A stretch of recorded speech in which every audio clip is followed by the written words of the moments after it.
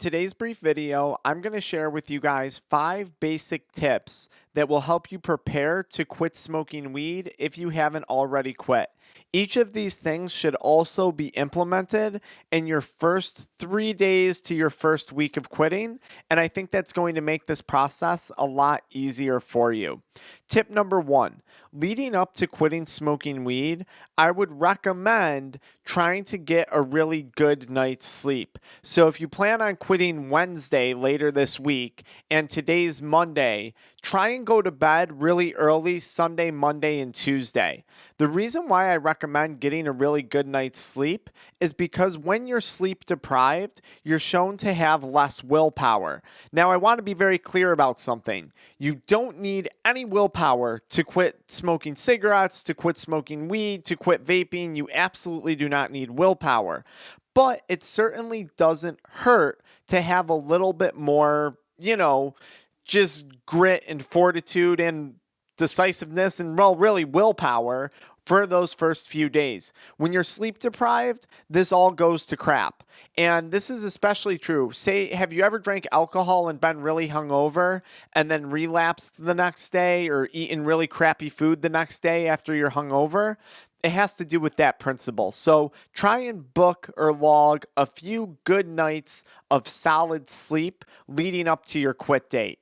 Tip number 2, I would focus on healthy nutrition up to your quit date. Maybe 2 weeks prior to quitting, focus on eating more vegetables, more fruits, more easily digested proteins, and healthy sources of fat. I highly recommend doing this because this is going to prime your body for an optimal environment when it comes to detoxing. I've seen countless comments on my channel say, Dr. Frank, quitting was so much easier when I had my nutrition in order, when I had my health in order. Now, before I say the other 3 tips, I want to say a quick disclaimer. If that addictive voice is talking to you right now and you were planning on quitting today, but now you're saying, oh, okay, I won't quit for 2 weeks because I haven't been eating healthy. Or, oh, I won't quit for another 3 days because my sleep hasn't been good. That's BS. That's that addictive voice lying to you. You can implement each of these things early on in your quitting process. Well, maybe not the sleep, because the insomnia is more than likely going to happen due to THC withdrawal for most people, but not for everyone. Tip number 3, who is your support group going to be?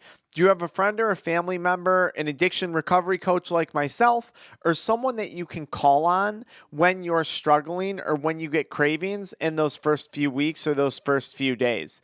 I think having support is crucial. And listen, this could be someone that you're going to the gym with. This could be a significant other like a husband or a wife.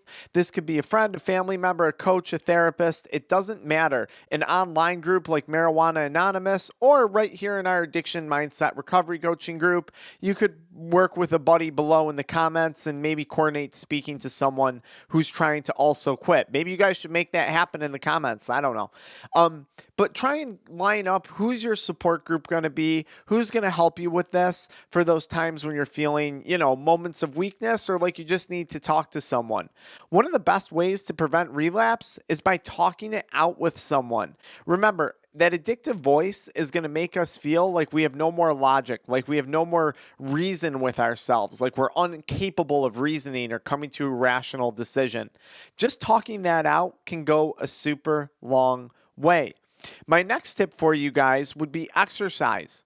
Exercise is a key thing because exercise releases dopamine, and exercise also releases our body's natural endocannabinoids. When you first quit smoking weed, and if you've been heavily addicted, chances are your body's no longer making its own THC or CBD or its own endocannabinoids. That process, the production of them turns off because your brain and your body are used to getting those endocannabinoids from a plant. Now you're not giving them to your body anymore from a plant. So if you want to feel a little bit better, try and figure out a light form of exercise that you can do leading up to quitting, and certainly when you first begin quitting. I was very sick when I first quit, so I couldn't do anything more than just basically walk on a treadmill, swim, and then go sweat in a sauna. If that's all you're capable of doing, do that. This is not a time to go balls to the wall and try and rework your entire nutrition plan. Tell yourself you're going to get to the gym 6-7 days a week and that you're going to, whatever. Now is not the time to do that. Keep it simple. Get some good night's sleep. Focus on eating healthy fruits, great detox food, healthy proteins, healthy fats. Focus on exercising. Focus on getting your support group set up. Don't strive for perfection. That's recommendation number 5. The last thing you want to do when you quit smoking weed is strive for perfection or expect perfection in that first week of quitting or first 2 weeks. A lot of people try and wait for that perfect opportunity to quit or that perfect moment to quit. And the reality is that's never going to come.